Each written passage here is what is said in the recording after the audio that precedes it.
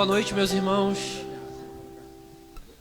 Que a graça e a paz do nosso Senhor Jesus Cristo sejam com todos vós, com todos nós, nessa noite de muita alegria, onde a gente se reúne para cultuar o nosso Deus.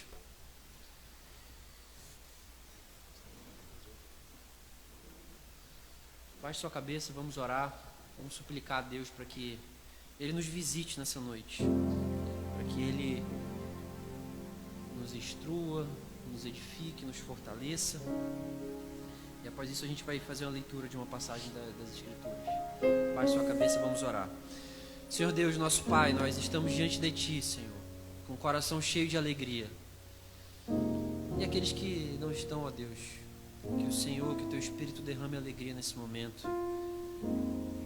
Nós pedimos para que o Senhor venha sobre nós nessa noite, que o Teu Espírito sopre os nossos corações e nos visite, ó Deus, nesse dia que é o Teu dia, é o dia santo, é o dia que o Senhor separou, ó Deus, para que nós estivéssemos aqui, para ouvir a Tua palavra, para orarmos a Ti, ó Deus, e para termos comunhão uns com os outros.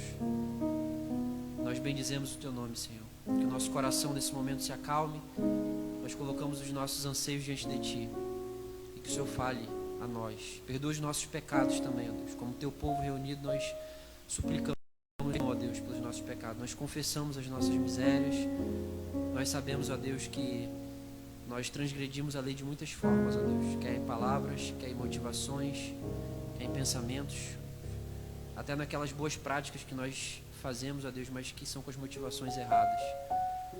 Que o Senhor tenha misericórdia de nós, que o Senhor nos perdoe, ó Deus. E nós oramos e pedimos em nome de Jesus, o Teu Filho, nosso Senhor. Amém. Amém. Vamos ler uma passagem da Escritura Sagrada em Salmo 134. Abra sua Bíblia aí comigo. Salmo capítulo 134.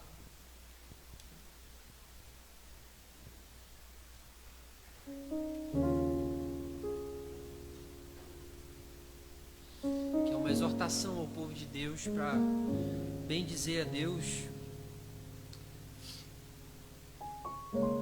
E é por isso que nós estamos aqui. Assim diz a palavra de Deus: Eis aqui, bendizei ao Senhor todos vós, servos do Senhor, que assistis na casa do Senhor todas as noites. Levantai as vossas mãos no santuário e bendizei ao Senhor. O Senhor que fez o céu e a terra te abençoe desde Sião. Eu vou ler mais uma vez. Eis aqui, bendizei ao Senhor todos vós, servos do Senhor, que assistis na casa do Senhor todas as noites. Levantai as vossas mãos no santuário e bendizei ao Senhor. O Senhor que fez o céu e a terra te abençoe desde Sião. E esse é o convite de Deus a nós, como seu povo reunidos.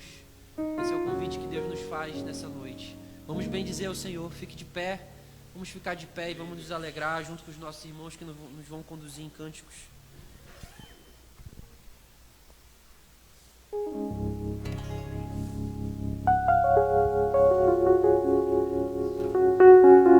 Aleluia, glória a Deus. Vamos cantar essa canção que é nova, mas não tão nova, celebrando ao Senhor.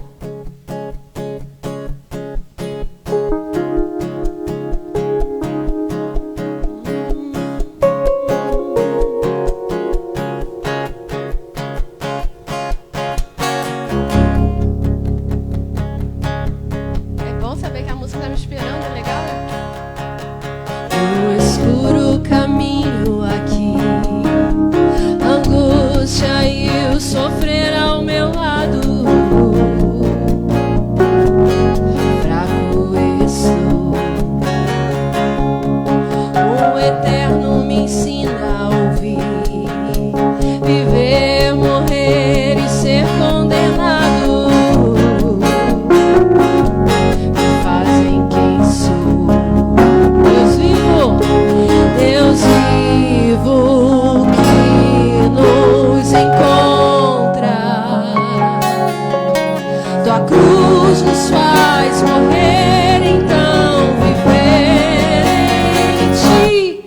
Cantar nosso Deus é grande.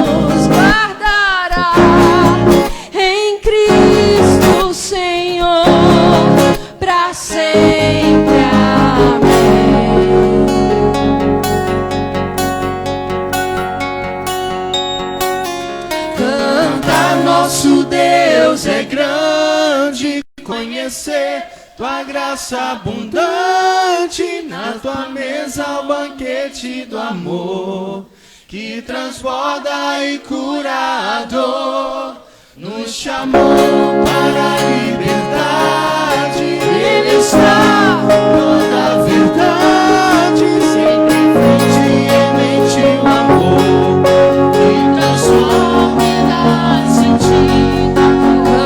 Cantar nosso Deus é grande, conhecer tua graça abundante, na tua mesa o banquete do amor, que transborda e cura a dor, nos chamou para a liberdade. Ele está toda a verdade, sempre em frente, em mente o amor, que transforma e dá sentido a toda dor.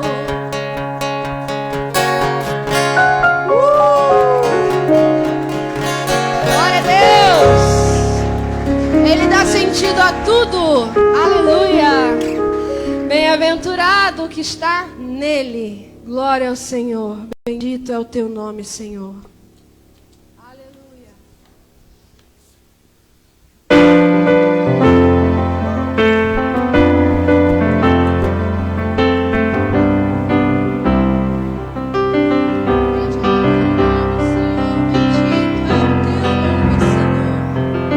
Felizes somos, Senhor, porque estamos em Ti, porque fomos achados por Ti.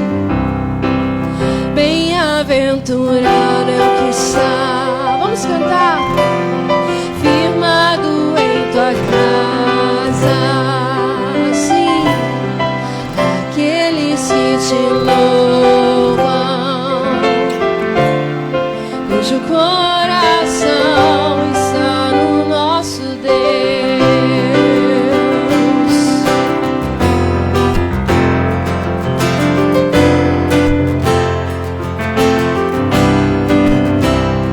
Bem-aventurado, bem-aventurado é o que está firmado em tua casa, firmado em tua casa, sim, aqueles que te louvam, coração está no nosso Deus. Bem-aventurado é o que tem sede da justiça de Deus, aqueles que são filhos da luz, aleluia, cuja força vem do nosso Deus, que o teu reino venha sobre nós, queremos tua glória sobre nós. Ouve, ó Deus, nossa oração altíssimo. Sai esta nação, O nosso clamor, amor da igreja que te adora.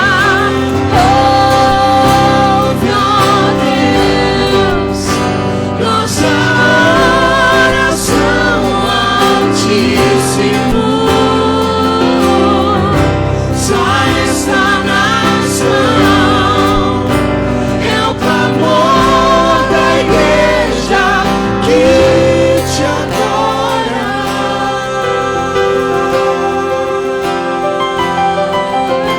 vamos erguer nossas mãos e cantar como Ele é poderoso e santo.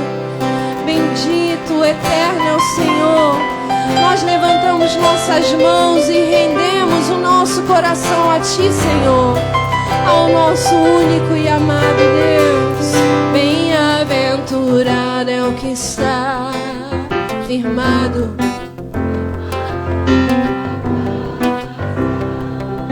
Sim, aqueles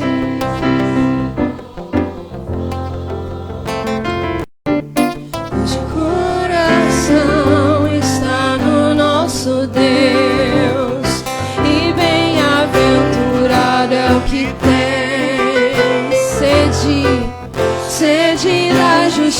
força de Deus. Aqueles que são filhos da luz, cuja força vem do nosso Deus. Que o teu reino venha sobre nós.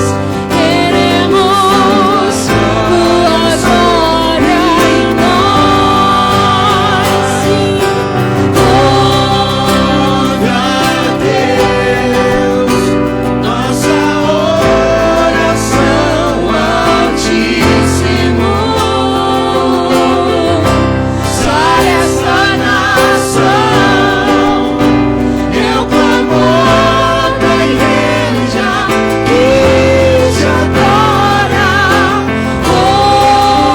Glória a Deus, nossa oração altíssimo. Sai esta nação, é o clamor da igreja que te adora.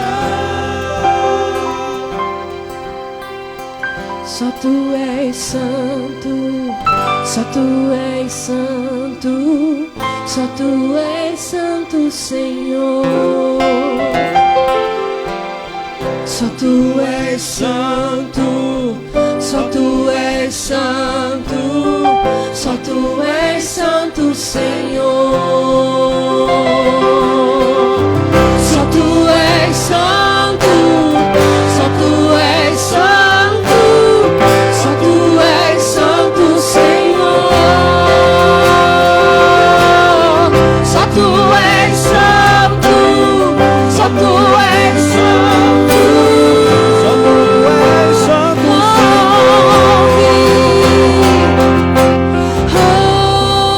ouve, a Deus, nossa oração altíssimo. Sai esta nação, é o clamor da igreja que te adora.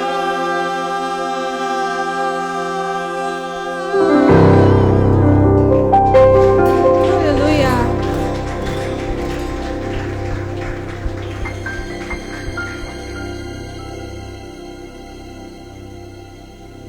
Aleluia. Aleluia. Aleluia. Aleluia, Jesus. Glória ao teu santo nome, Jesus. Não se turbe o vosso coração. Rede Deus e não em mim. Na casa de meu Pai há muitas moradas. Se não fosse assim, eu não teria Preparar-vos lugar, eu irei vos levarei. para mim mesmo. Vós conheceis o caminho para onde eu vou. Eu sou o caminho, a verdade, a vida. Ninguém vem ao Pai a não ser por mim. Em verdade eu vos digo, porque eu vou para o Pai. Mas aquele que crê em mim, obras maiores fará.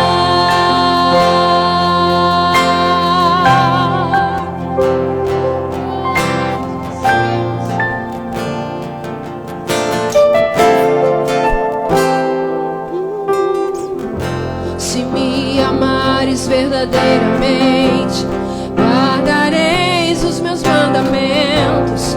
Eu rogarei ao Pai, Ele vos dará o Consolador, o Espírito da verdade, que o mundo não pode receber, mas Ele habita em vós. Aleluia! Estará em vós para sempre. Aquele que tem os meus mandamentos e os guarda.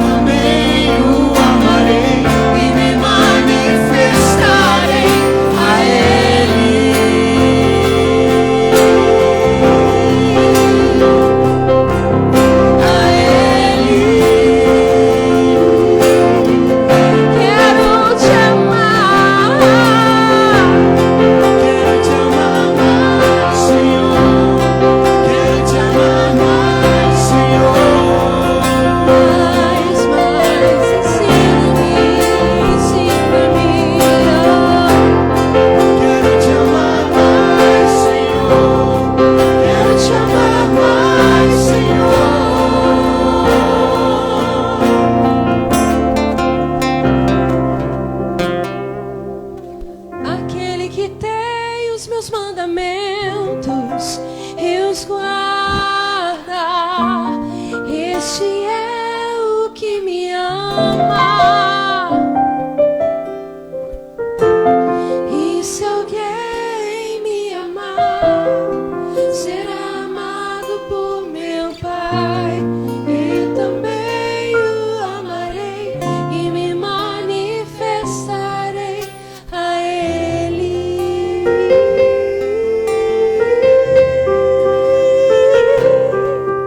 A Ele.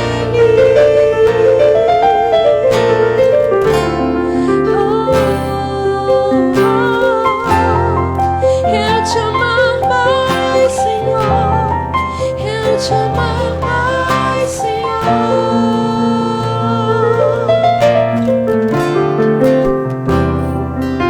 Jesus, eu te amar mais, Senhor. Eu te amar mais, Senhor. Ensina-nos a te amar mais, Senhor. Mais e mais e mais. Colocamos nossa fé em Ti. Firmados estamos em Ti, Senhor. Ensina-nos sobre Ti.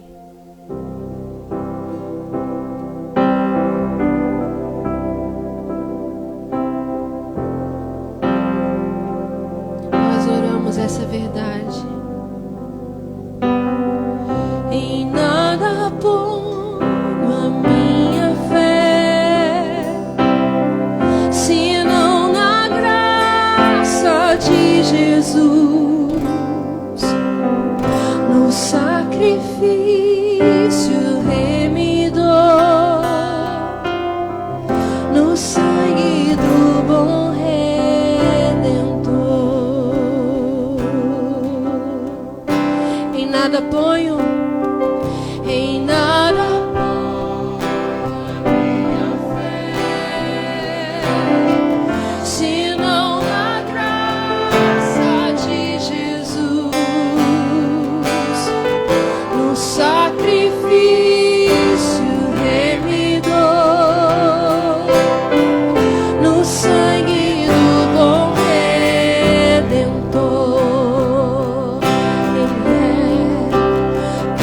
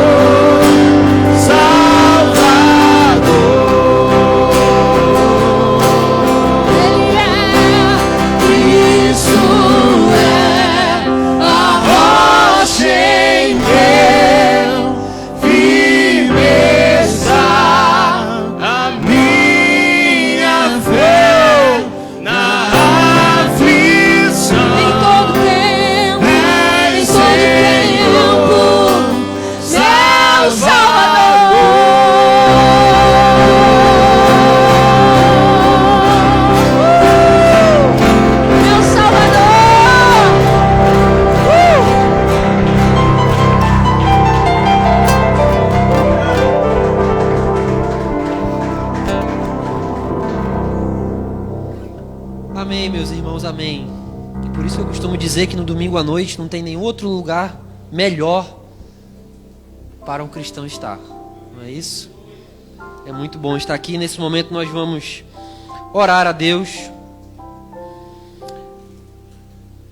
assim como Ele nos ensina em Sua palavra.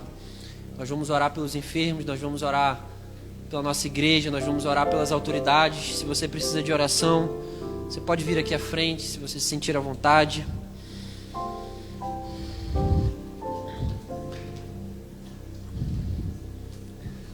Vamos colocar as nossas petições diante de Deus, os nossos corações diante de Deus. Senhor Deus, nós louvamos o Teu nome, Senhor, e bendizemos a Ti por tudo que o Senhor tem concedido a nós, por tudo que o Senhor tem derramado sobre nós. E nesse momento, Senhor, nós colocamos os nossos corações diante de Ti, os nossos anseios, as nossas ansiedades, ó Deus, e as nossas necessidades, ó Deus, aquilo que nós precisamos, e nós nos derramamos diante de Ti, Senhor, porque somente a Ti nós podemos recorrer. O Senhor é o nosso Deus, e o Senhor nos ensinou a orar, Pai Nosso, e a pedir insistentemente, porque o Senhor nos ouve e o Senhor nos responde, ó Deus. E quando o Senhor não nos dá aquilo que o Senhor nos responde, o Senhor trabalha em nós. Nós oramos por esses irmãos que estão aqui na frente, pelas suas necessidades. Ó Deus, que Tu sabes, que o Senhor intervenha, Senhor. Aqueles que estão precisando de cura, aqueles que estão precisando, ó Deus, de cura emocional, de cura física, Senhor. Que o Senhor possa intervir pelo Seu Espírito. Ó Deus, aqueles que estão precisando de trabalho, para o seu sustento, ó Deus, que o Senhor possa providenciar. Nós oramos, ó Deus, por nós mesmos, pela nossa comunidade, ó Deus. Que o Senhor continue soprando sobre nós o Teu Espírito, nos fortalecendo, nos enriquecendo, nos ensinando, ó Deus, para que a gente continue permanecendo fiel.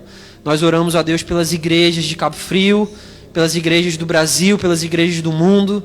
Ó Deus, que o Senhor continue edificando o Teu povo, fortalecendo o Teu povo onde quer que eles estejam. Os irmãos que estão sendo perseguidos, ó Deus, que estão sendo queimados vivos, que estão sendo mortos, caçados, ó Deus.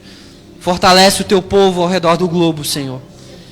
E que eles estejam continuamente em nossas orações, Senhor. Nós oramos pelo nosso país, pelas autoridades, ó Deus. Nós estamos diante de um ano de eleições. E nós oramos que o Senhor nos dê sabedoria, que o Senhor levante homens melhores para a nossa nação, Senhor. Todos nós estamos cansados de tanta corrupção.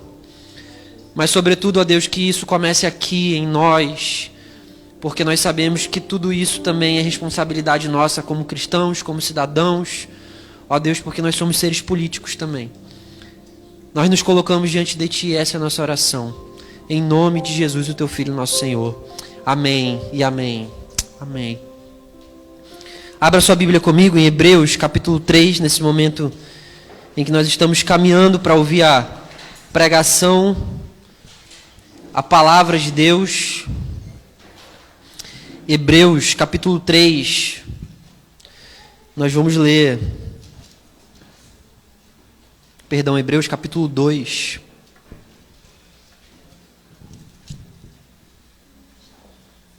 É 3 mesmo, perdão mais uma vez. Hebreus 3, 7 ao 19. Nesse momento em que nós estamos caminhando para ouvir a pregação que vai ser ministrada pelo nosso pastor. Diz assim a palavra de Deus: portanto, como diz o Espírito Santo, se ouvirdes hoje a sua voz, não endureçais os vossos corações, como na provocação no dia da tentação no deserto, onde os vossos pais me tentaram, me provaram e viram por 40 anos as minhas obras. Por isso me indignei contra esta geração e disse: estes sempre erram em seu coração e não conheceram os meus caminhos. Assim jurei na minha ira que não entrarão no meu descanso. Vede, irmãos, que nunca hajam em qualquer de vós um coração mau e infiel para se apartar do Deus vivo. Antes, exortai-vos uns aos outros todos os dias durante o tempo que se chama hoje, para que nenhum de vós se endureça pelo engano do pecado, porque nos tornamos participantes de Cristo, se retivermos firmemente o princípio da nossa confiança até o fim. Enquanto se diz hoje, se ouvirdes a sua voz, não endureçais os vossos corações como na provocação, porque havendo alguns ouvido, o provocaram, mas não todos que saíram do Egito por meio de Moisés. Mas como quem se indignou por 40 anos, não foi porventura com os que pecaram, cujos corpos caíram no deserto? E a quem jurou que não entrariam no seu descanso, senão os que foram desobedientes? E vemos que não puderam entrar por causa da sua incredulidade. Então gostaria de chamar o pastor Everson aqui. Nós vamos orar, não somente por ele, mas por nós, como ouvintes, para que o Senhor fale conosco e para que o nosso coração não seja incrédulo, como nós acabamos de ler. Para que nós ouçamos a palavra de Deus com fé. Senhor nosso Deus, nós estamos diante de Ti, nesse momento onde nós vamos ouvir a Tua palavra. Nós pedimos que o Senhor use a vida do pastor Everson, que o Teu Espírito Santo, ó Deus, haja por ele, por meio dele, para nos edificar nesse momento, para nos exortar, e que ele seja fiel à Tua palavra, ó Deus, porque é para isso que nós estamos aqui, para ouvir a Tua palavra e nós sermos alimentados. Que o Senhor também abençoe a nós, que nós vamos ouvir, prepare o nosso coração, que o Teu Espírito Santo, ó Deus, haja na nossa incredulidade, na nossa dureza, em aceitar a Tua palavra, a Tua verdade, Senhor. E que ela entre em nosso coração e faça morada e nos transforme, para a Tua glória e para o nosso bem. Nós oramos. Amém. Amém. Pode se sentar.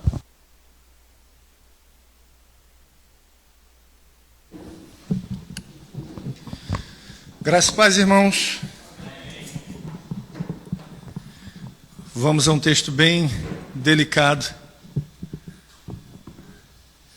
Confesso que há textos em que a gente lê de maneira muito superficial e não causa o tremor e o temor que o texto tem em sua essência. E esse é um daqueles textos que nos fazem tremer quando a gente lê, a gente medita, a gente ora e a gente estuda. Então é um dos textos que quisera não estar na Bíblia para ser pregado. Seria mais fácil. Mas ele está ali, como também estava do véu. Quem tem ouvidos, que se lembre. Diz Everson. Capítulo 12 de 1 Coríntios, verso de número 1.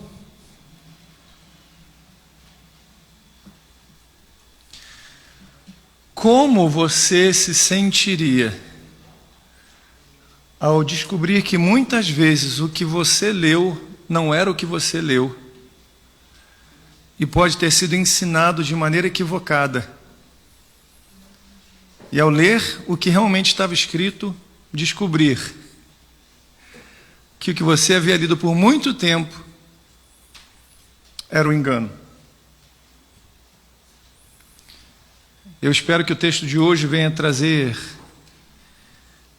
clareza ao nosso entendimento, confronto à nossa razão, consolo ao nosso arrependimento. Diz assim no verso de número 1: a respeito dos dons espirituais, não quero, irmãos, que sejais ignorantes. Sabeis que outrora, quando éreis gentios, deixai-vos conduzir-vos aos ídolos mudos, segundo éreis guiados. Por isso vos faço compreender que ninguém que fala pelo Espírito de Deus afirma: anátema, maldito Jesus. Por outro lado, ninguém pode dizer Senhor Jesus, senão pelo Espírito Santo. Ora, os dons são diversos, mas o Espírito é o mesmo. E também há diversidade nos serviços, mas o Senhor é o mesmo. E há diversidade nas realizações, mas o mesmo Deus é quem opera tudo e em todos. A manifestação do Espírito é concedida a cada um visando a um fim proveitoso. Porque a um é dada mediante o Espírito a palavra de sabedoria, e ao outro, segundo o mesmo Espírito, a palavra do conhecimento, ao outro, no mesmo Espírito, a fé, e ao outro, no mesmo Espírito, dons de curar, a outro, operações de milagres, a outro, profecia, a outro, discernimento de espíritos, a um, variedade de línguas, e a outro, capacidade para interpretá-las. Mas um só é o mesmo Espírito, e realiza todas essas coisas, distribuindo-as como lhe apraz a cada um individualmente. Esta é a palavra do Senhor e todos nós dizemos amém. Senhor, mais uma vez, eu suplico ao Senhor pela misericórdia, para que o Teu Espírito ilumine nossa mente e quebrante nosso coração, a fim de que a palavra do Senhor, Senhor, entre em nossa vida, não apenas a nossa mente, mas ao nosso coração, quebrando as fortalezas que construímos, as ideologias que carregamos, os pensamentos que nós alimentamos, os quais podem ou são contrários às suas Escrituras. E que essa noite a palavra do Senhor seja essa rocha que despedaça, Senhor, o nosso coração duro, e quebrantando este coração, faça dele um local, meu Pai, de perfeita comunhão para com o Senhor. Em nome de Jesus eu oro. Amém. Queridos,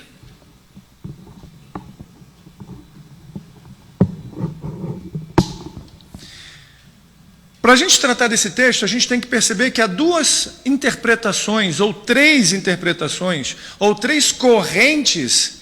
Que isso, rapaz? Isso é um copo de apóstolo, rapaz.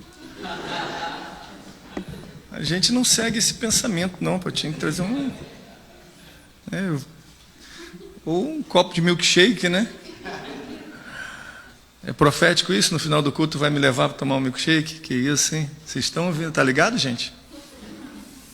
Há duas visões, na verdade, três visões interpretativas acerca desse texto. Nós temos uma interpretação pentecostal e nós temos uma interpretação reformada, cessacionista e continuista acerca desse texto. E tem uma interpretação que eu diria que seria uma distorção neopentecostal. Nessa não vou nem comentar e não vou falar, porque a interpretação pentecostal clássica é respeitável. A cessacionista e a continuista também são interpretações respeitáveis, a gente precisa compreender isso. É por isso que o tema de nossa mensagem é a diversidade na unidade do Espírito. Como Deus age por meio de pessoas que têm uma ação distinta no corpo dele. Para a gente compreender um pouco sobre essas visões, a gente precisa descaracterizar a caricatura que fizeram dos dois lados. Desconstruir essa caricatura em que o cessacionista é visto como alguém que não crê em milagres. O cessacionista é aquele que não crê que Deus articula no meio do seu povo e para o seu povo. Que o cessacionista é aquele que olha e é visto como alguém seco, que só se dá as Escrituras em estudo, mas que não tem nenhuma sensibilidade à voz do Espírito. Isso é uma caricatura feita de muito mau gosto. Uma outra caricatura é que os continuistas são vistos como aqueles que não são apegados às escrituras ou aos estudos e são dados às emoções, e são levados pelas emoções sem discernimento do que é escrito. A gente precisa desconstruir. E, infelizmente, no Brasil, a gente tem um péssimo hábito de não saber dialogar. A gente leva tudo para a base do braço. A gente tem alguns memes na internet em que você vai ver, né, um debate teológico entre um cessacionista, aquele que não crê na continuidade dos dons, e um continuista, aquele que crê na continuidade dos dons, debatendo, tomando um café, fazendo um bom diálogo ali. E no Brasil você vê tapas e beijos não tem, é tapas e ódios. Então a gente vê que a gente como brasileiro precisa aprender a dialogar com essas diferenças de maneira a não ofender aquilo que o Senhor não tem como centralidade, mas como algo periférico na construção do corpo dele. A respeito desse texto, a gente precisa lembrar que Paulo está escrevendo para uma igreja como resposta a uma igreja que tem uma série de problemas, e eu queria resumir esses problemas em 3 pontos. Primeiro, é que essa igreja tinha uma visão ultra realista da escatologia. Na percepção deles, a escatologia já havia sido concluída. Apocalipse já havia sido realizado. A ressurreição dos mortos já havia acontecido. Tudo que estavam vivendo já era a realização daquilo que Deus havia proposto ao longo da história. E não é à toa que Paulo, no capítulo 4, vai dizer: rapaz, vocês são bons mesmo, vocês são um bichão mesmo, né? Vocês já estão realizados, já operaram. Poxa, quisera para poder eu também estar com vocês, porque vocês estão num ponto em que tudo já aconteceu. Então, para eles, o Messias já havia vindo, o reino de Deus já havia sido manifestado, a vitória de Cristo já havia sido conquistada e a ressurreição final dos mortos já começara na ressurreição de Jesus, e o Espírito Santo já fora derramado sobre a igreja como garantia da herança prometida, e os primeiros frutos da colheita final de bênçãos já havia acontecido. Para eles, o reino de Deus ainda não havia, já havia se manifestado, a sua consumação já era plena. Para eles, não havia um anseio pelo futuro, só havia a realização do presente. E a gente precisa ter cuidado, porque muitas vezes a gente, no anseio de escapismo das nossas dores e das nossas lutas, podemos ansiar pelo futuro como um escape. Que o Senhor venha para que eu não sofra mais nesse local.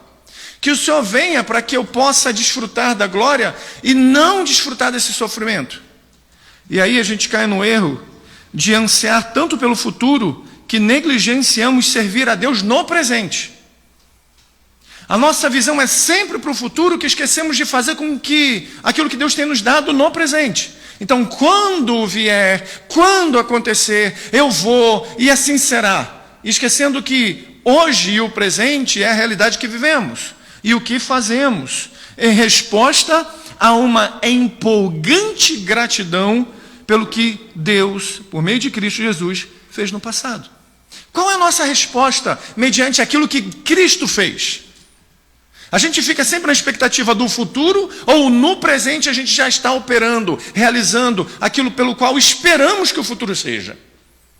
Se no futuro não há injustiça, se no futuro não há fome, se no futuro não há dor, se no futuro não há divisões, eu tenho apenas a perspectiva para o futuro, de que no futuro será, ou eu tenho a ideia de que isso começou quando Cristo na cruz morreu e ao ressuscitar trouxe a manifestação do seu reino de como será o futuro.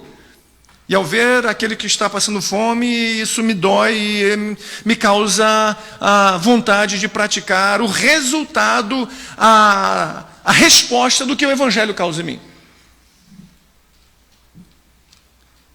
Então, essa igreja é uma igreja que, diante da visão escatológica, ela acha que ela já foi realizada. Então, a gente tem que olhar, primeiramente, com este ponto. Que a visão da igreja de Corinto era uma visão escatológica ultra realizada. O segundo ponto, para poder lermos esse texto, Ou o segundo aspecto, que a igreja de Corinto é uma igreja dividida. E o pastor Lucas, que isso, hein? O pastor Lucas trouxe sabiamente e maestrinamente na semana passada a exposição que trata da ceia, falando exatamente sobre isso. E é isso que nós estamos trabalhando ao longo desse texto, contra as divisões que havia dentro da igreja de Corinto. Então é uma igreja que está dividida, e a gente sabe que divisões não atraem a bênção do Senhor. O próprio texto em Salmos vai dizer que bem ditos, né, quão agradáveis são aqueles que se reúnem em comunhão. Deus ordena ali a bênção e a vida, e a gente nunca faz o oposto, né? Quando os irmãos não se reúnem ou se reúnem em divisão, Deus não ordena nem bênção e nem vida. E o terceiro aspecto é o foco dominante dos capítulos 12, 13 e 14, que é a conduta da igreja quando ela está reunida para cultuar.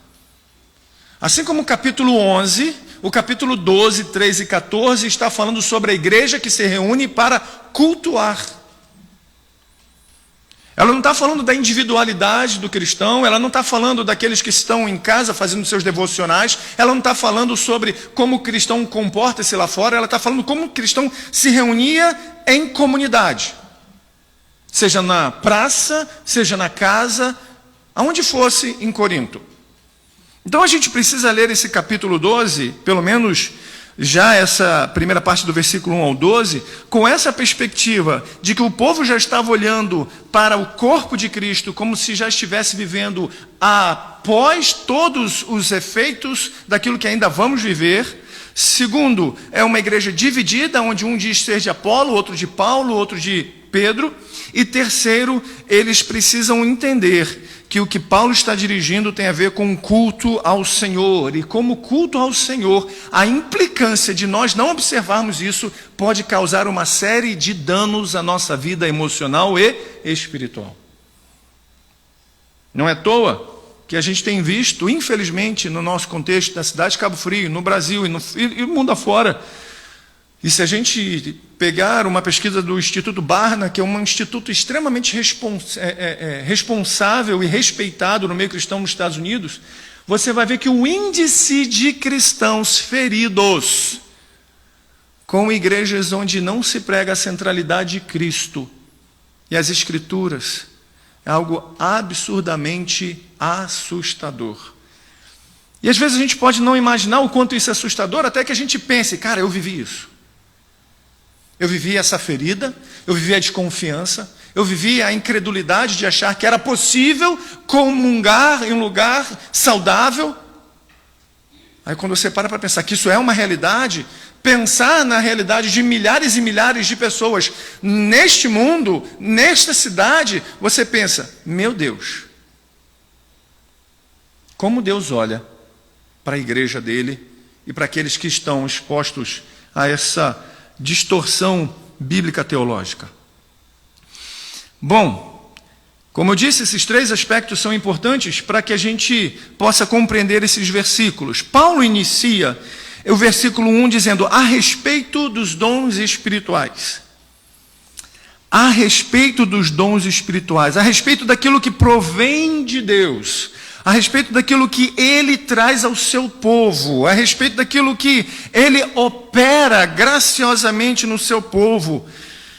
Não quero que, irmãos, vocês sejam ignorantes. Não sejam confundidos. Não sejam pessoas que não conhecem e não sabem a realidade da existência e da manifestação deles.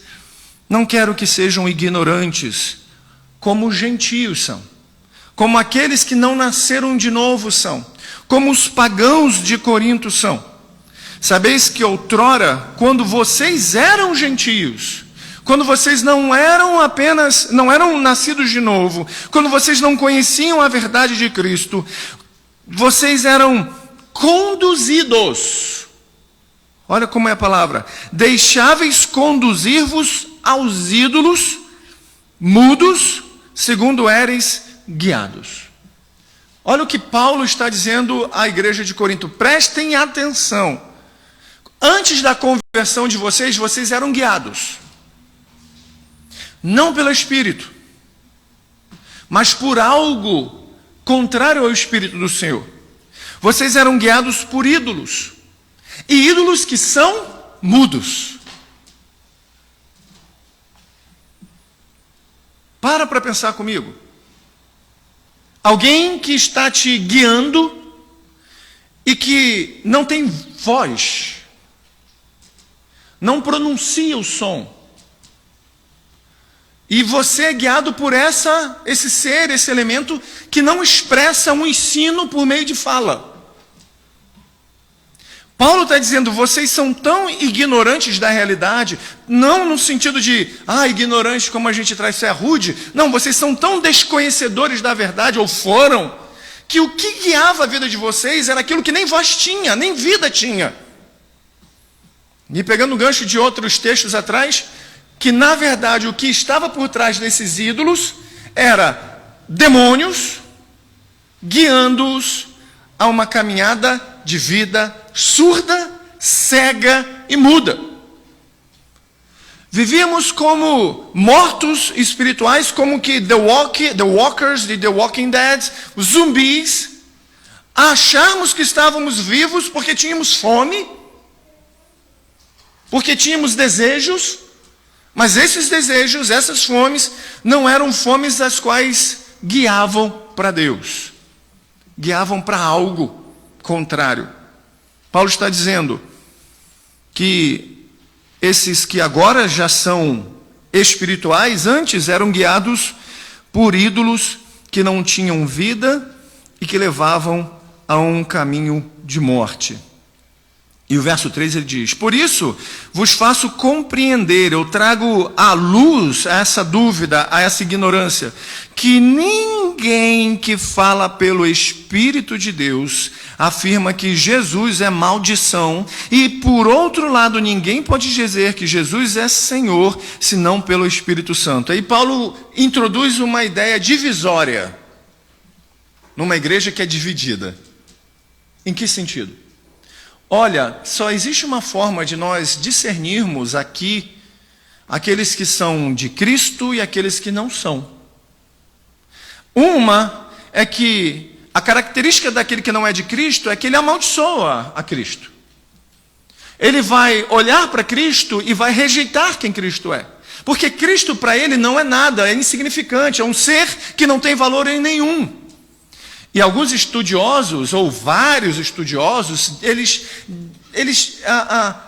discutem e debatem entre si quais seriam as possibilidades desse discurso de chamar Jesus como anátema, como maldito. Bom, alguns vão dizer que alguns judaizantes ou alguns judeus que faziam parte da igreja de Corinto classificavam a ideia de que chamar Jesus de Senhor era uma blasfêmia contra Deus, porque qualificaria Jesus como Deus.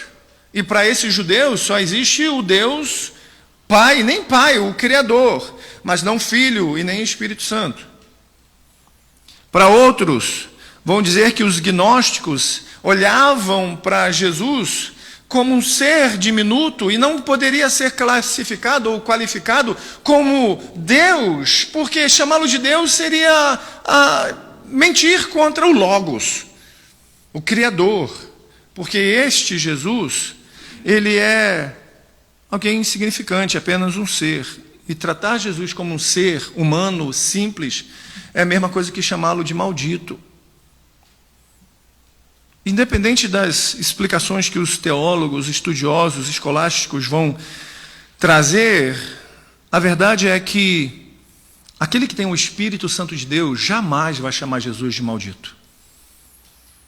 Agora, o oposto é uma realidade. Aquele que não nasceu de novo, que o Espírito Santo não iluminou a sua mente, jamais vai chamar Jesus de Senhor.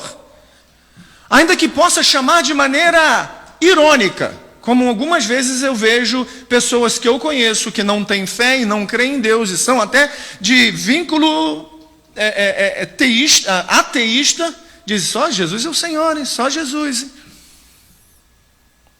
Na verdade, zombando e ridicularizando o Senhor que cremos. Quando Paulo usa esse termo Jesus, Senhor Jesus, para uma colônia romana, ele está dizendo para esses, olha, diante da realidade de que todos os romanos precisam dizer que César é Senhor, o cristão dizer que César não é o Senhor, mas que Jesus é o Senhor, coloca a vida deles em risco. E só corre risco de morte, de levar a vida a cabo por Cristo, quem tem o Espírito Santo para isso. Ninguém que não tem o Espírito Santo é capaz de morrer por Cristo. Ninguém que não tem o Espírito Santo é capaz de doar-se por Cristo. Só quem tem o Espírito Santo na vida é capaz de ir às últimas consequências para mostrar a sua devoção, entrega àquele que redimiu, salvou a sua vida. Então Paulo está dizendo, olha, para aqueles que não têm o Espírito Santo, infelizmente, estes não têm como discernir entre quem Jesus é e o que eles são. Mas para aqueles que têm o Espírito Santo, esses jamais dirão que Jesus é outra coisa senão Senhor, Kyrios, aquele que reina, rege e é o santo da sua existência. E aí ele vem dizendo, olha, eu não vou falar para aqueles que são fora da igreja, porque os que são para fora da igreja, dons não significam nada. Mas eu vou falar para os que estão dentro da igreja, para aqueles que fazem parte do corpo e são o corpo de Cristo. Ora, os dons são diversos. Ele está falando para uma igreja partidária. Eu creio nisso, porque o que eu sigo fala isso. Eu creio isso porque o que eu sigo fala isso. Mais ou menos o que acontece muitas vezes no século 21. Não, eu creio em Calvino porque Calvino disse isso. Eu creio em John Wesley porque John Wesley diz isso. Eu creio em Ellen White porque Ellen White diz isso. Eu creio em inúmeros outros fundantes porque eles dizem isso.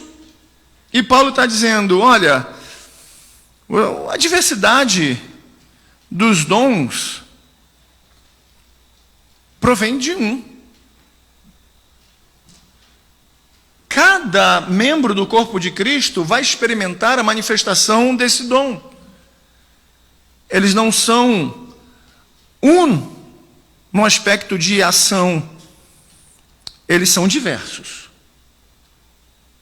Então não pense, Corinto, que por experimentar um aspecto do dom, o outro que não tem esse dom é menor que você.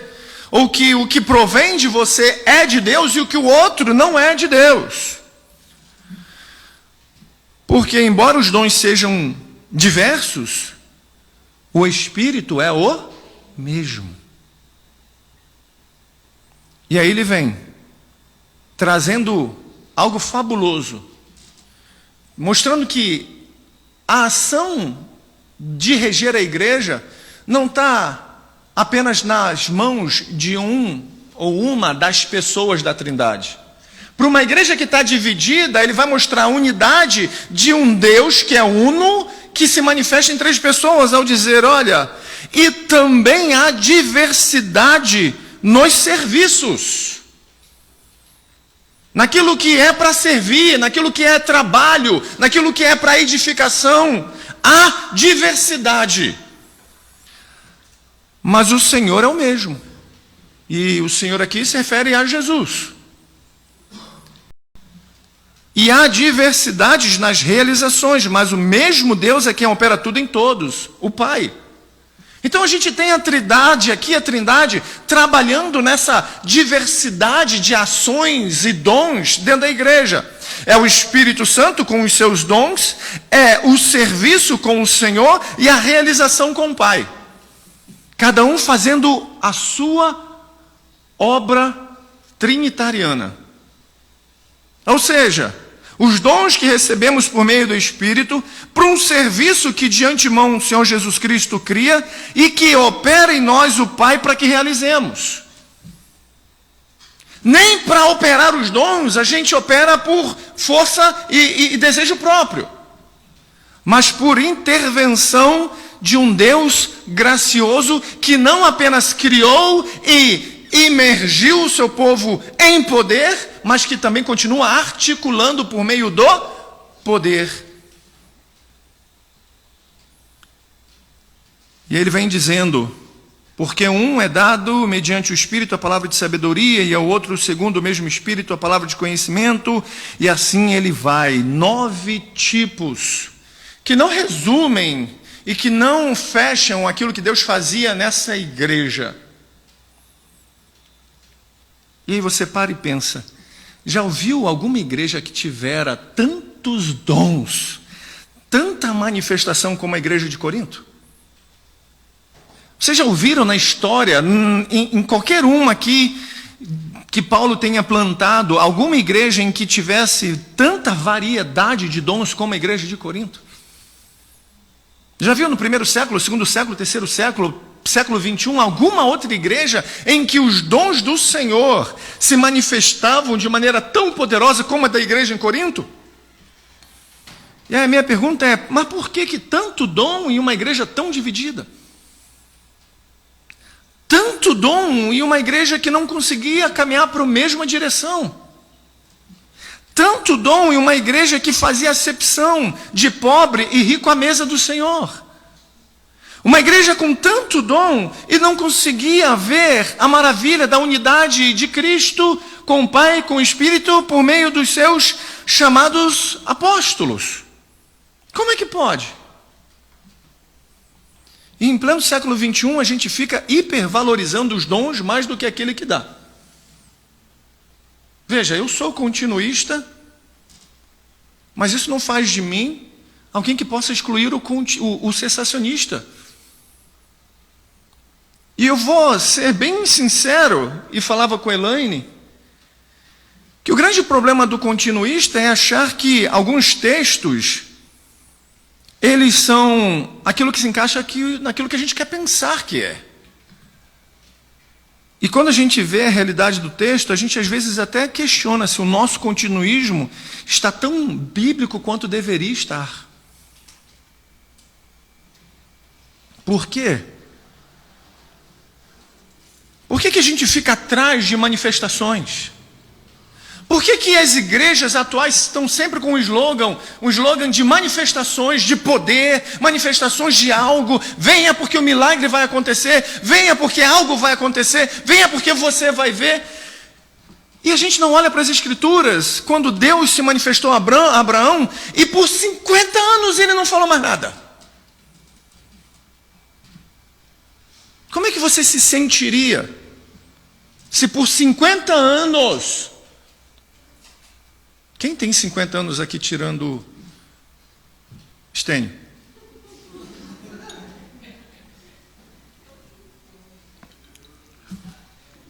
O irmão lá atrás tem 50? Pouquinho mais, 51? Meia dúzia. Já também 54? 55. Imagine que você já, com 4 anos de idade, o Senhor vem, se revela e fala, eu escolhi você para ser meu filho. E depois fica 50 anos sem falar contigo. Ou, há 50 anos atrás, com 10, 14 anos, 16 anos, o Senhor vem e se revela por meio das Escrituras e fala, eu sou contigo, eu sou o Senhor que criou os céus e a terra, e por meio de Cristo me revelo a ti. E depois de 50 anos nunca mais falasse. Será que continuaríamos a crer nele? Porque quando a gente fica nesse movimento em que somos movidos por sinais, por prodígios, em que o Senhor não dá nem um arrepio durante um mês, e que não faz nada durante 2 dias, a gente já questiona se, será que o que Deus falou comigo lá atrás é verdade? Será que a Escritura, quando eu li que aqueceu meu coração, é verdade? A gente fica sempre atrás de manifestações e manifestações e manifestações, mas aquilo que a Escritura é e diz, parece que para a gente não é suficiente. E a gente fica atrás de manifestações e manifestações e manifestações. E eu pergunto, e se o Senhor se calar para você? Por um tempo indeterminado, dizendo só o seguinte: o que eu falei basta, creia e siga.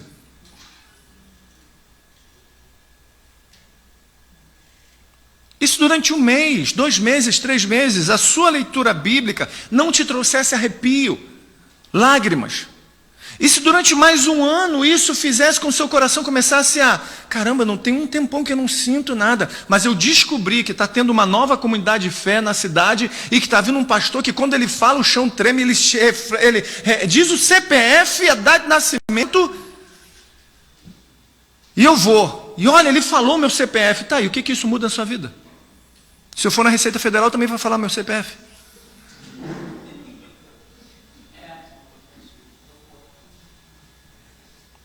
Não, mas ele disse o que eu fiz e deixei de fazer. Tá, e daí? O que isso vai dizer? Porque o diabo também pode falar o que você fez ou deixou de fazer. A minha mãe, sem saber o que eu fazia, dizia o que eu fazia. E aí a gente cai sempre no mesmo erro de Adão. Oh, bendita síndrome de Adão e de Eva, em que o Senhor diz: olha Eva, olha Adão, não coma. E aí o diabo fala alguma coisa e ele diz: entre o que Deus disse e o que você está falando, eu vou ficar com o que você está falando, porque está mais recente. Afinal de contas, uma serpente falar é algo extraordinário.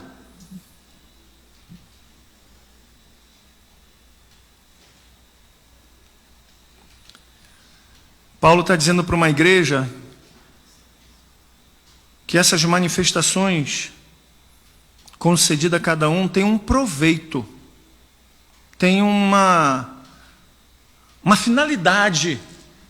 E que se essas manifestações não forem para edificar o corpo, a única utilidade que ela tem é ser deixada de lado, porque numa igreja em que individualismos era uma realidade, partidarismos é uma realidade, Paulo está dizendo: queridos, a gente precisa ser uma igreja, una, e os dons precisam ser para isso, para a unidade do corpo de Cristo.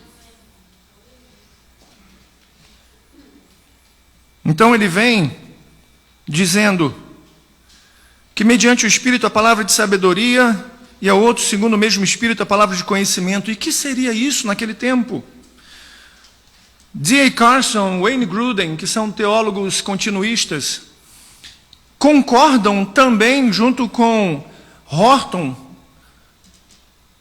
e Berkhoff, que não são, de que essa palavra de sabedoria tem a ver com um dom que o Senhor dá para aconselhamentos bíblicos acerca de uma situação em que uma pessoa está vivendo, em que, ao ser conduzido pelo Espírito, a pessoa que está ministrando esse aconselhamento, essa palavra de sabedoria, vem com uma profundidade tão grande que parece que entra dentro da nossa alma, igual quem tem olho verde e fica olhando para a gente fica pensando assim: essa pessoa está no meu cérebro.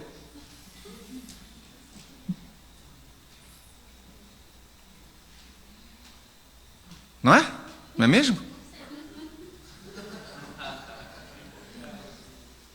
Já a palavra de conhecimento, John Piper, D. Carson, Sam Storms, vai dizer o seguinte: que essa palavra de conhecimento não é eis que o Senhor me diz e assim diz o Senhor, mas em uma conversa, você começa a falar coisas que você não sabe que está dizendo respeito àquela pessoa. E o Senhor te trouxe um conhecimento acerca de algo na vida daquela pessoa que você não planejou e nem sabe que está dizendo. Mas o Senhor usando da sua vida para confrontar e edificar, e algo bem simples. Aí você vai dizer: mas isso existe no meio reformado? Dá um exemplo do Charles Spurgeon e a história do sapateiro no meio da igreja. Não é de Lutero com sapateiro, não. Os dois têm experiências com sapateiro. Charles Spurgeon estava no Music Hall pregando, e certa feita ele vira para um homem e diz: por que você está trabalhando no domingo, vendendo sapatos no domingo, e vendeu por 10 shillings e teve um lucro de 4 shillings? Você está roubando não, você está pecando contra o Senhor, você vai para o inferno. Bem, aquele jeito de Charles Spurgeon, né? Bem educado.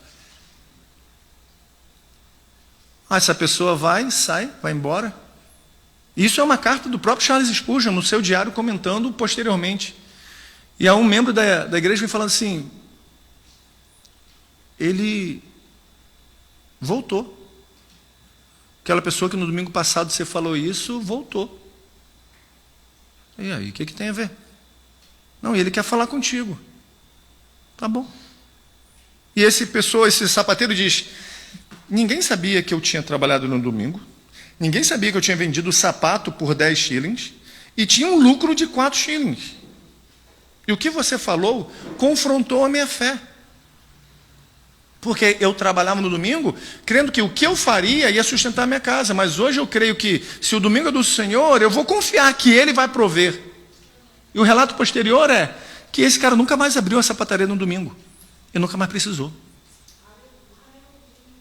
Mas não precisa ir muito longe. Nosso irmão Joaquim, presbítero Joaquim, da Presbiteriana de Cabo Frio, abria a peixaria no sábado e no domingo, gente. Quem que não quer pegar um peixe fresquinho na peixaria? Fazer um camarãozinho, fritênio. Não é? Não é mesmo? Não, nem tão torradinho não, que senão fica basobedo. Aí o que acontece? Ele não ia para a escola bíblica dominical e ele decide, numa pregação sobre o domingo, falar assim, cara, eu vou confiar no Senhor. Eu não vou abrir a peixaria no domingo. É do dia do Senhor, eu vou me dedicar ao Senhor. E o que aconteceu com ele? Nunca mais abriu a peixaria no domingo, porque o que ele vende no sábado é muito mais do que ele vendia no sábado e no domingo junto. Aí a gente fala, mas isso não é coisa de pentecostal? Não, isso é coisa da Bíblia. Confiar que o Senhor provém, sustenta, segura. Então, ele está dizendo que essa palavra de conhecimento é aquela que o Senhor usa de alguém para falar sobre realidades, as quais ele não sabe e nem está sabendo por que está sendo usado, como o John Piper, certa vez, experimentou. Numa reunião, numa comunidade, falando, ele citou um exemplo. Então, de repente, a gente fica naquela dúvida, poxa, vai que eu trabalho na rua 17, num prédio de número 14, no 41º andar, na sala 15, e de repente eu estou lá sentado pensando, Senhor, eu começo um pequeno grupo aqui de oração ou não? Sim, começa! Ele deu um exemplo assim, aleatório, e a pessoa na frente dele começou a chorar. Como assim, John Piper? Por que você está falando do lugar que eu trabalho, da loja que eu trabalho e da oração que eu fiz ontem? Pedindo a Deus se eu deveria começar ou não. Veja, essa pessoa não está dizendo, olha, assim diz o Senhor. Não, ela está simplesmente sendo conduzida pelo Senhor a falar algo que ela não sabe, mas que alguém sabe. Igual quando muitas vezes você vai para a igreja pela primeira vez, segunda, terceira vez, e alguém te levou, você diz, por que você falou para o pastor minha vida? Por que você falou para ele que eu estou vivendo, que eu estou passando? Tu é um mané. Eu falo as coisas para você em segredo e você fala isso. Como que a gente lida com isso? E ele continua. E a outro, no mesmo espírito, a fé. Mas que fé? Que dom é esse?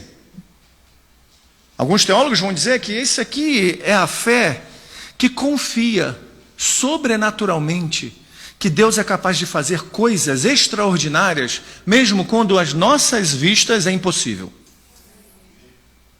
Não está falando de uma fé salvífica. Está falando de uma fé para coisas extraordinárias, pelas quais os homens do passado viveram e experimentaram. Há outro, no mesmo espírito, os dons, e olha que interessante, ele não fala dom de curar, ele fala dons de curar. E vale lembrar que muitas vezes a gente só interpreta dom de curar quando alguém está doente, entrevado, e mete a mão, ora e vai curar. A gente nunca olha a pregação como um instrumento para dom de cura. A gente nunca olha a comunidade, o relacionamento como instrumento para cura. A gente nunca vê um abraço como um instrumento de cura. E não percebe que esse movimento da graça do Senhor para transformar o outro é um dom. Lembrando que a palavra dom vem de carisma, e o plural carismata. Ou seja, uma obra da graça de Deus, não é do homem. Como é que você explica? De repente você vê alguém e do nada você quer dar um abraço para uma pessoa que nunca deu. E não é aquele abraço de tamo junto. Não, mas um abraço que você fica ali, abraça e a outra pessoa sente algo diferente e fala assim, cara, eu precisava desse abraço e nem sabia.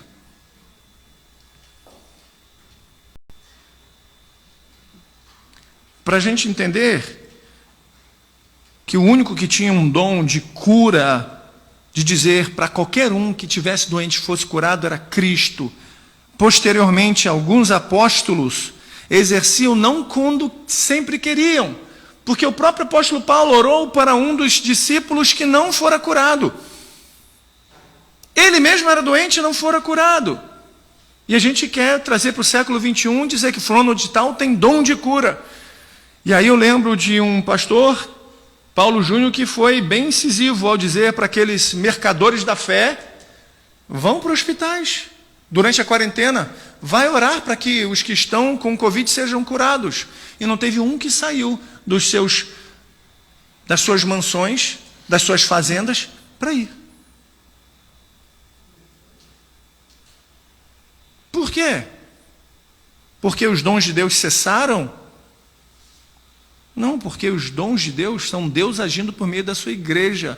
Não a igreja querendo agir, usando os dons para dizer que ela tem. E não é sempre que a pessoa vai querer, vai fazer. Quantos abraços a gente já deu, não aconteceu nada. Até já fez ao contrário. Ai, sai de perto, está pegando. Ai, está pegando. Ai. Quantas palavras num pequeno grupo Deus não usou de cura para corações que estavam feridos.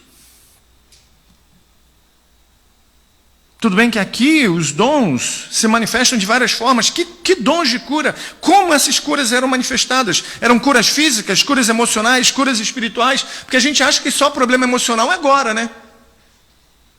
A gente acha que depressão naquela época não existia. A gente acha que Davi não ficou deprimido quando ele diz, e o meu travesseiro parecia um rio de lágrimas, noite e dia eu chorava. Só quem chora assim é quem está em depressão. Que isso, Davi deprimido? Davi era um guerreiro, um valente. Vai, bobo. E ele continua. E a outro, operações de milagres. E a outro, profecia. E aí a gente precisa entender que tanto o cessacionista quanto o continuista creem em milagres, mas milagres que provêm de Deus. Ah, mas me dá um exemplo de um milagre moderno. É este que vos fala. 2 vezes. Primeiro milagre, ter nascido de novo. Segundo, que o médico disse que eu não ia andar, não ia viver mais, que eu tive Guillain-Barré e que eu ia morrer.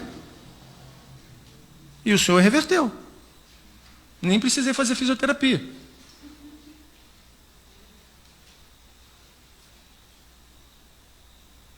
Como é que você explica uma criança que está passando mal, um bebê, que está sufocando dentro dos da sua gripe, dos seus catarros, e o tio pega essa criança com a mãe, bota num Fusca e vamos para a cidade vizinha, porque nessa cidade não tem, e de repente o carro morre no meio da estrada, e a pessoa não é mecânica, não sabe de nada, para alguém do lado e fala, abre o capô, vem cá, mexe, liga, agora funciona, vai embora. E a pessoa sai para olhar e quem está ali para atender? Não tinha ninguém. Ah, mas com quem que isso aconteceu? Com a Elaine.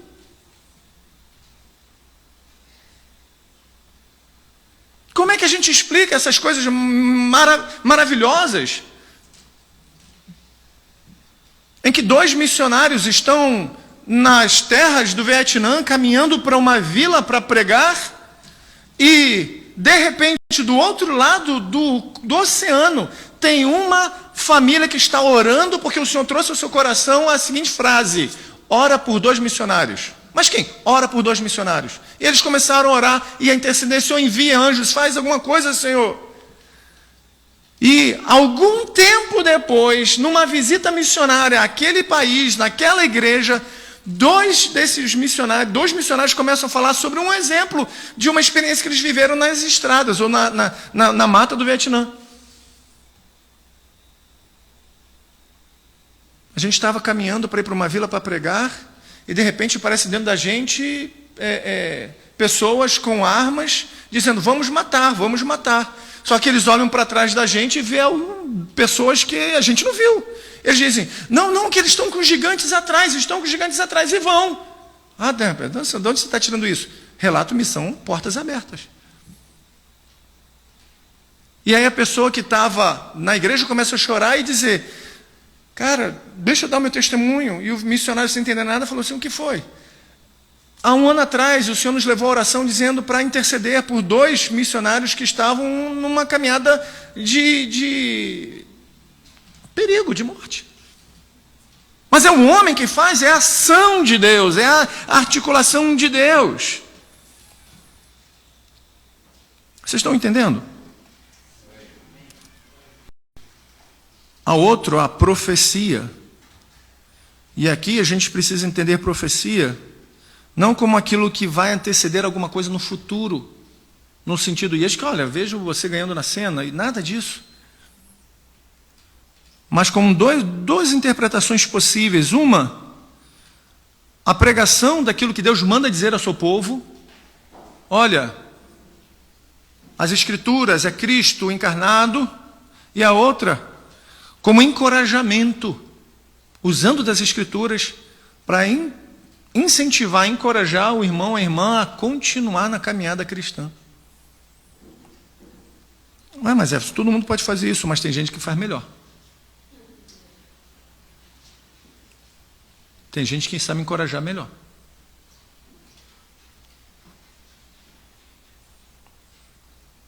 E aí ele vem no ponto, no calcanhar de Aquiles de muitas pessoas. E a outros, discernimento de espíritos e uma variedade de línguas, e a outra, a capacidade de interpretá-las. Discernimento de espíritos é algo que a igreja tem perdido ao longo do tempo. Que é capaz de um pastor estar envolvido com uma mulher, sua sobrinha, por mais de 2 anos, e a igreja achar que ele está cheio do Espírito Santo, pregando no poder, sem ter discernimento que ele está em pecado e que ele está conduzindo a igreja ao caminho de pecado.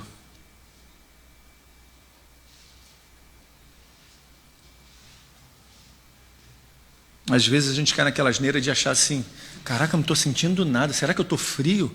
O culto, isso e aquilo outro, não estou frio. De repente é o contrário, você está tão cheio do Espírito que o que você está tendo discernimento é que não tem vida nenhuma vindo do púlpito.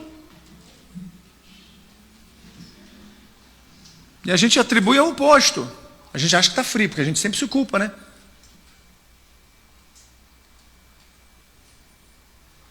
Discernir se o que está sendo pregado provém de Deus, se o que está sendo pregado provém do homem, ou se o que está sendo pregado provém de demônios.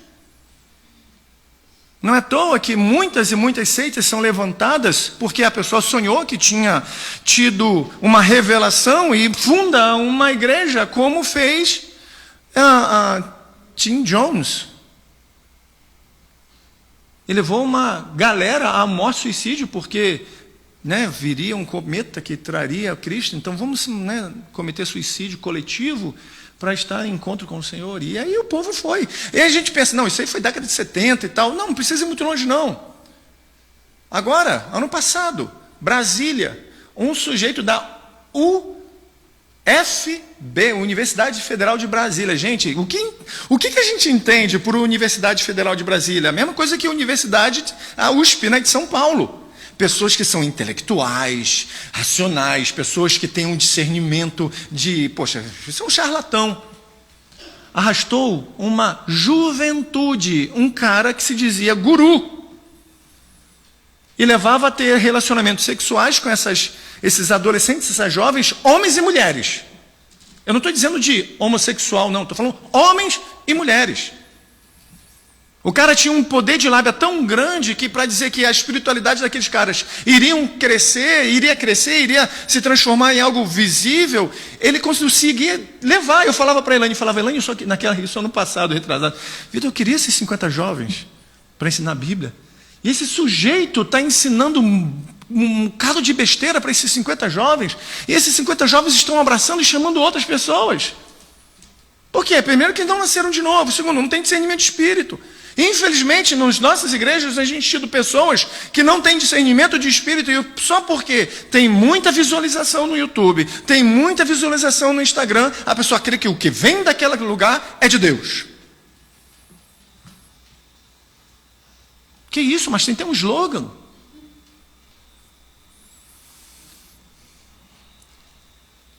E aí vem o terrível variedade de línguas. Vou até beber.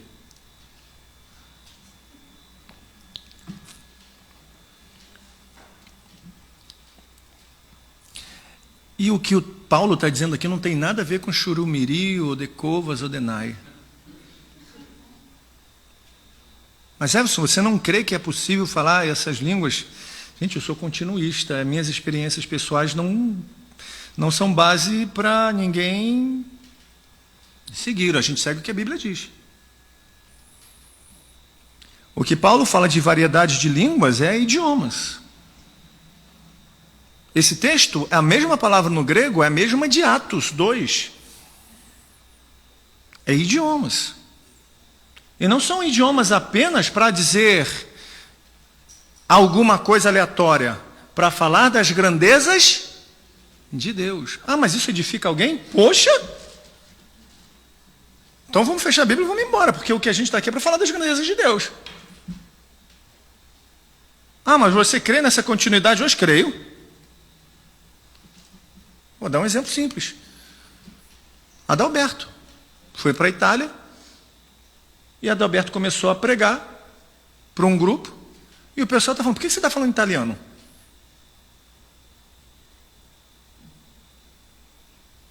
Como assim? Ou a experiência de um judeu ortodoxo, não é messiânico, passando em frente a uma igreja, aí porque era uma igreja pentecostal, e a pessoa estava falando em línguas estranhas, ele voltou. Sabia que tinha gente que falava hebraico aqui nessa cidade. E ele começou a ouvir o que estava sendo pregado, e o cara falou assim, cara, por que ele está falando coisas que só eu sei? E ele entrou na igreja e falou, cara, eu preciso conhecer esse Jesus. Aí depois fala para um cara, e o cara começa a falar com ele normal, e fala assim, cara, como é que onde você aprendeu hebraico? E o cara fala assim, mas que hebraico? Você estava falando agora em hebraico? Eu falei, não, eu estava falando em decanto. Ele, não, você estava falando hebraico. O cara não sabe que estava falando hebraico, mas o judeu entendeu.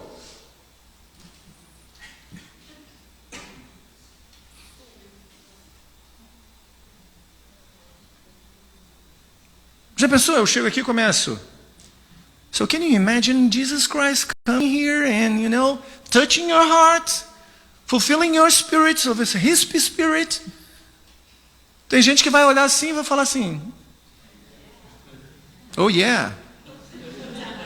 Lucas vai poder chegar aqui e falar assim, olha, ele disse isso, isso e isso.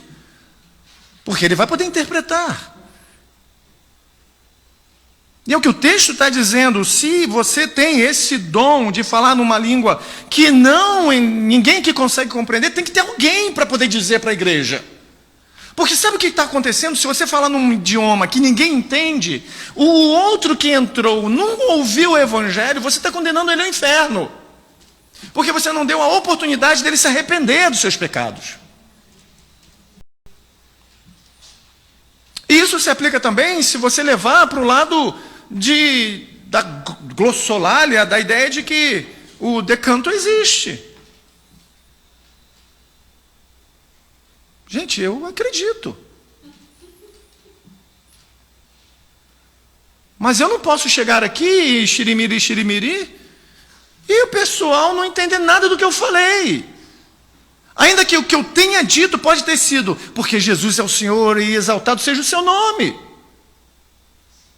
Mas isso não quer dizer nada para vocês, porque vocês não entenderam nada, eu só edifiquei a mim mesmo. Entende o perigo? Por isso que eu falei que esse texto é um texto daqueles que a gente nem queria que estivesse na Bíblia. Porque confronta o continuista que acha que pode ser o xirimiri.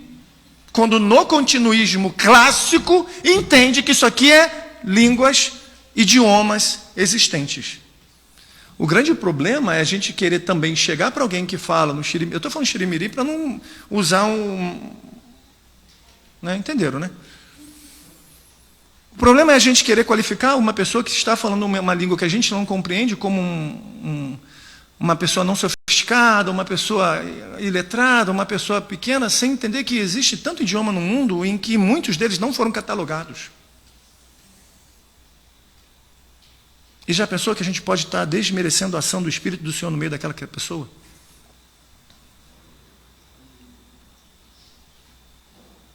Claro, eu não estou falando das clássicas que são copiáveis, que eu acho que tem muita histeria, e a pessoa copia. Mas eu estou falando, de repente, daquela coisa que é aquela experiência real, genuína. E eu gosto de citar esqueci o nome dele, Coutinho, meu Deus. Esqueci o nome dele. Ele sendo entrevistado na época pelo Fantástico, ele dizendo, cara, isso é uma expressão de uma entrega que alguns recebem, nem todos. Mas isso não desqualifica quem não crê, e nem qualifica quem crê como mais espiritual. E a gente continua.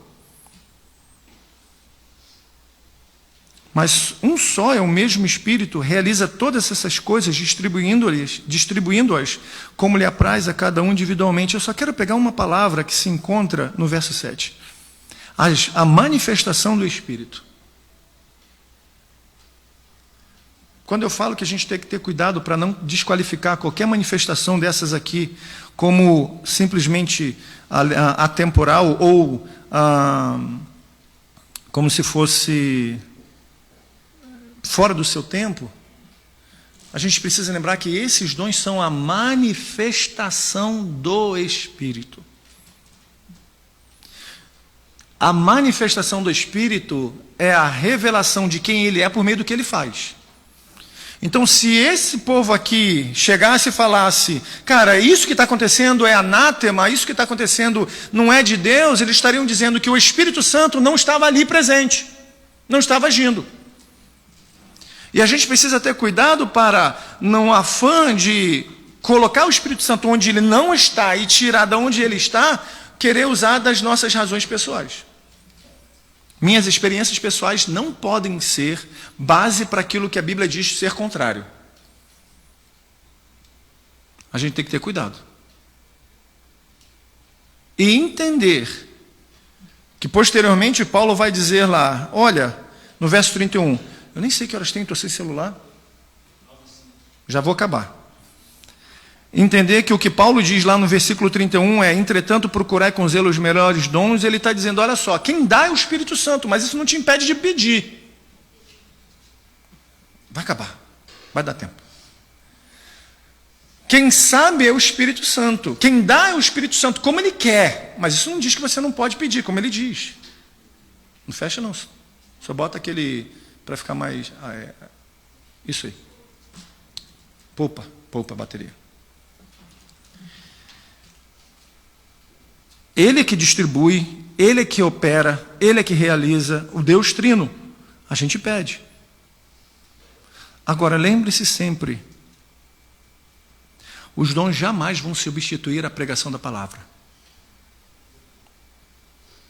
Os dons, numa visão cessacionista, passaram, numa visão continuista, permanecem, mas nenhum nem outro negam a relevância, a importância e a centralidade da pregação da palavra por meio da exposição bíblica e centralidade de Cristo. Porque é Cristo que move em nós toda essa operação grandiosa de ser Cristo, pelo qual o Espírito Santo nos convenceu de que Ele é o Senhor. É entender que a igreja não é movida por movimentos que são estranhos às Escrituras. É entender que Ele pode fazer. Deus pode fazer. Ele continua operando na igreja. Ele pode. Ele pode curar. Por que a gente ora aqui? Por que o Lucas oramos aqui? Porque é para poder fazer parte da liturgia, para completar? Não, porque a gente crê. E a gente espera que todo domingo alguém possa vir dizer para a gente, olha, Deus respondeu. Para quê?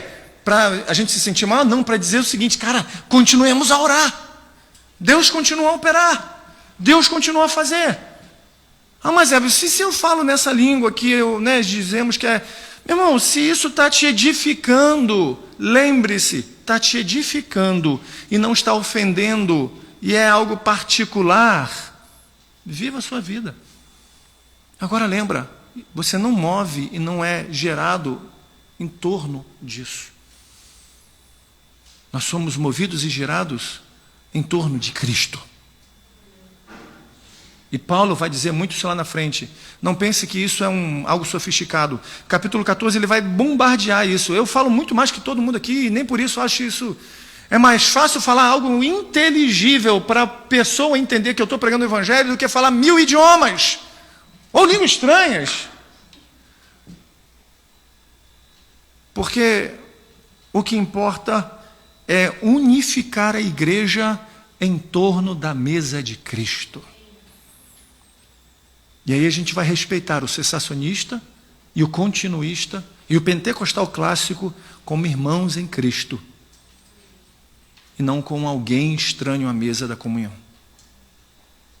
Paulo está chamando a vivermos a unidade do corpo de Cristo. Essa diversidade de dons, talentos e pessoas numa unidade exclusiva gerada pelo Espírito Santo. Senhor, nós queremos nessa hora agradecer ao Senhor. Que a palavra do Senhor em nós gere a consciência de que o que nos sacia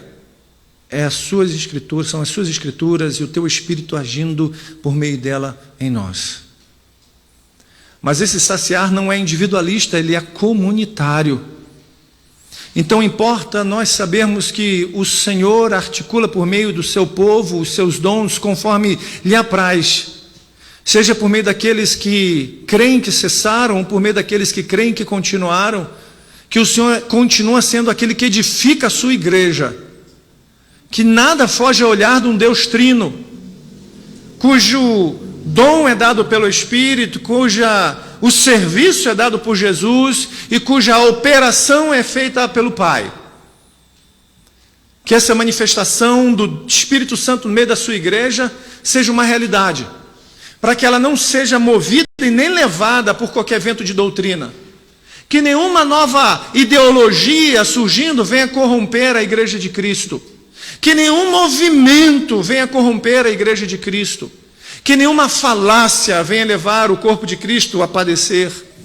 Que a gente venha discernir esses falsos mestres, esses ladrões que vêm vestidos, Senhor, como cordeiro, mas na verdade são lobos vorazes que devoram os dinheiros, os dízimos e as ofertas de suas ovelhas a morar em lugares que o pobre nem nunca sonhou estar.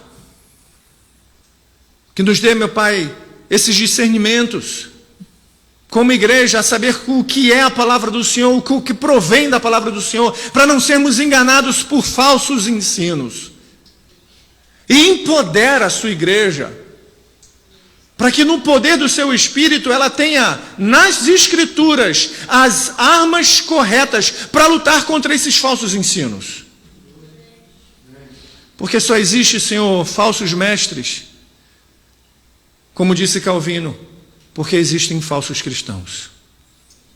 Que nós não sejamos contados como falsos cristãos, mas como os cristãos autênticos que pegam as Escrituras, analisam, investigam, buscam, oram, se entregam ao Espírito. E o meu convite nessa noite Você já se entregou de corpo, alma ao Espírito Santo de Deus e disse: Senhor, se o meu cessacionismo ou o meu continuismo é contrário às suas escrituras, seja feita a tua vontade em mim e transforma o meu coração, a fim de que eu experimente o Senhor e não o que eu desejo.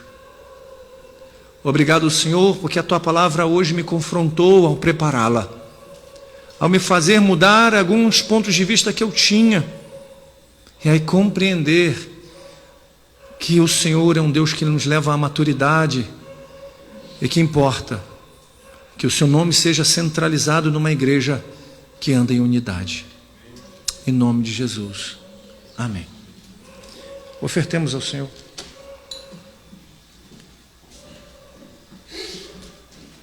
É você, desculpa. Não fez nada demais, não.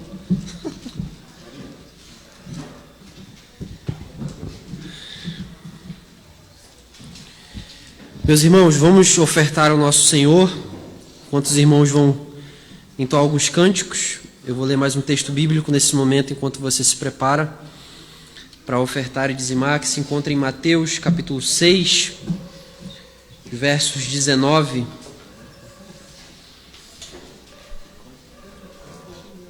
ao 24, que diz o seguinte: Não ajunteis tesouros na terra, onde a traça e a ferrugem tudo consomem, e onde os ladrões minam e roubam. Mas ajuntai tesouro no céu, onde nem a traça nem a ferrugem consomem, e onde os ladrões não minam nem roubam. Porque onde estiver o vosso tesouro, ali estará também o vosso coração. A candeia do corpo são os olhos, de sorte que se os olhos forem bons, todo o seu corpo será luz.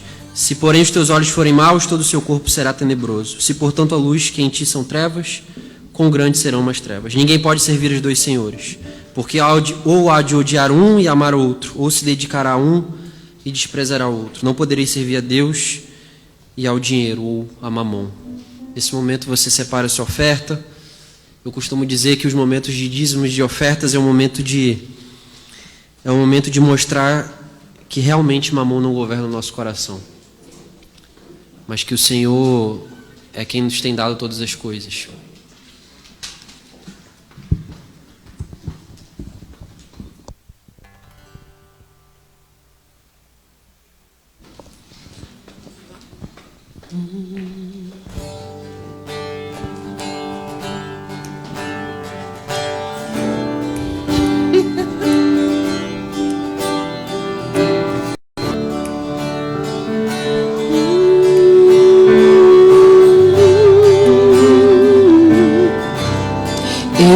Para a cruz, e para a cruz eu vou, no teu sofrer participar, da tua obra vou cantar, meu Salvador na cruz mostrou o amor do Pai, o justo Deus, pela cruz me chamou, gentilmente me atraiu e eu, sem palavras, me aproximo, quebrantado por teu amor.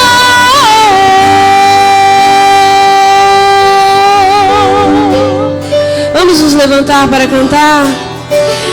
E merecida é a nossa vida, mas é graça de Deus dada a nós.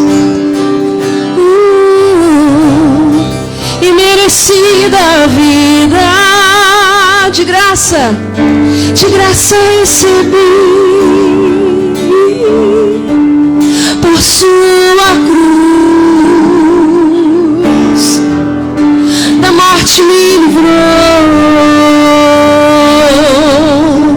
trouxe minha vida, ela estava com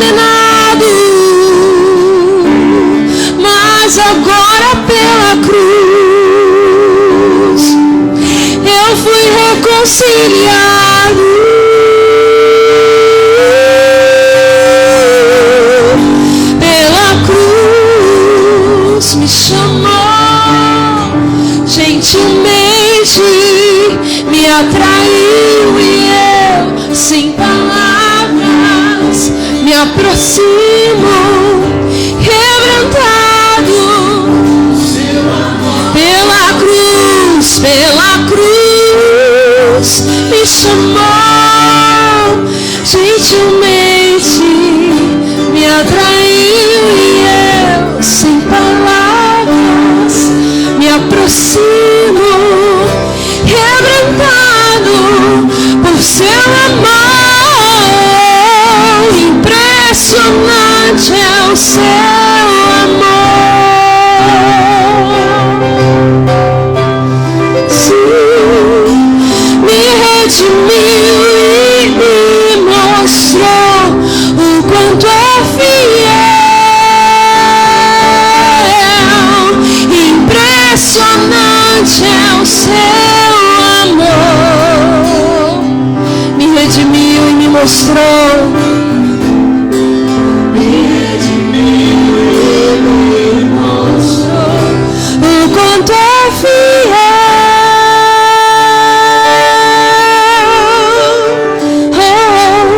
Pela cruz me chamou, gentilmente me atraiu e eu, sem palavras, me aproximo, quebrantado por seu amor.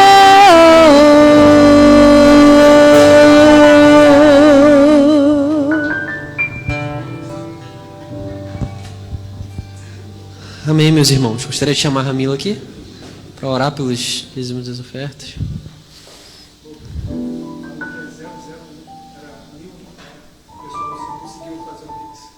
Ah, ok. O pessoal que está nos acompanhando aí é 1000 contra o CNPJ, ok? 1000 contrário. Tá faltando um 0 aí, ok? Só informação. 00301. Oremos.